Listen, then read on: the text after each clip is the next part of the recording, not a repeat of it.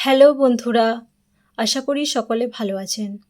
আজ আমরা আলোচনা করব ইংরেজিতে অ্যালফাবেট, ভাওয়েল, কনসোনেন্ট কিংবা সেমি ভাওয়েল কী এই টপিকটি নিয়ে।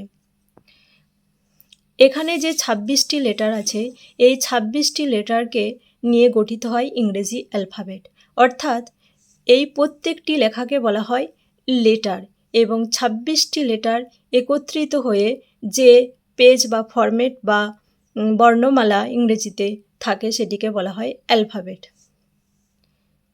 ইংরেজি অ্যালফাবেটে ২৬টি লেটারের মধ্যে ৫টি থাকে ভাওয়েল, যথা এ, ই, আই, ও এবং ইউ, আর বাকি ২১টি হয় কনসোনেন্ট। ভাওয়েলগুলি ওয়ার্ডস তৈরি করতে সাহায্য করে, অন্যদিকে কনসোনেন্টগুলি মিনিংফুল ওয়ার্ডস তৈরি করতে সাহায্য করে। আর ইংরেজি অ্যালফাবেটে ২টি সেমি ভাওয়েল আছে, যথা ডব্লিউ এবং ওয়াই। এইগুলিকে সেমি ভাওয়েল বলা হয় কারণ এগুলি কখনো কখনো ভাওয়েলের মতো, আবার কখনো কখনো কনসোনেন্টের মতো উচ্চারিত হয়।